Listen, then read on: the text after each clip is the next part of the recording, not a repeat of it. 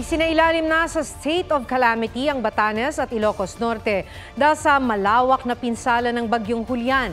May report si Joseph Morong. Ramdam ang bagsik ng Super Typhoon Julian sa Basco, Batanes kahapon. Halos mag-zero visibility.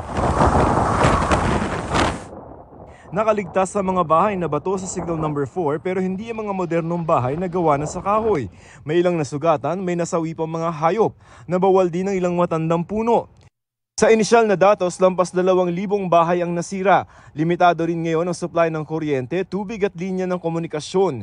Pinangangambahan naman ang magkaroon ng diarrhea outbreak dahil sa problema sa inuming tubig. Ayon naman sa DSWD, sa oras na bumuti ang panahon, maghahatid sila ng mga nakapreposition na food pack sa Ibana, Uyugan, Itbayat at Sabtang. Pupunta rin ang GMA Kapuso Foundation para maghatid ng karagdagang tulong sa Batanes na isinailalim na sa state of calamity. Nagdeklara na rin ng state of calamity sa Ilocos Norte. Sa tala ng CDRRMO, mahigit 600 pamilyang inilikas sa Laoag City. Kabilang dyan ang ilang taga-barangay Gabo Norte kung saan may bumagsak na dike.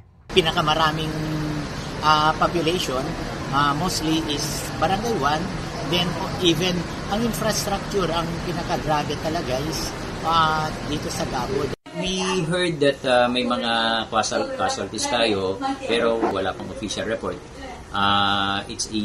Isa sa Batak, isa sa Paway, missing yon, and then isa dito sa Laoag City. Sa ilang bayan sa Ilocos Sur, pabugso-bugso pa rin ang malakas na pag-ulan. Ilang bahay sa Candon City ang binaha, habang sa ilang lugar hanggang bewang pa ang tubig. Nagka-mudslide naman sa bayan ng Santa.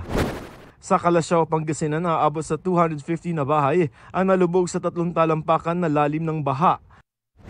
Sa Lagayan, Abra, 7 individual ang nasagip matapos matrap sa umapaw na Tineg River. Maayos na ang kanilang lagay. Kinailangan namang buhati ng isang naka-wheelchair na pasyente sa Bolinay, Abra dahil sa maputik na daan dulot ng landslide. May pagguhuri ng lupa sa Baguio Bontoc Road at Alab section sa Mountain Province. 2 bahay ang nasira sa landslide, maliban pa sa mga nadagan ng sasakyan. Joseph Morong, nagbabalita para sa GMA Integrated News. Huwag magpahuli sa mga balitang dapat ninyong malaman.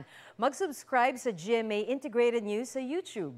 Sa mga kapuso abroad, subaybayan nyo kami sa GMA Pinoy TV at sa www.gmanews.tv.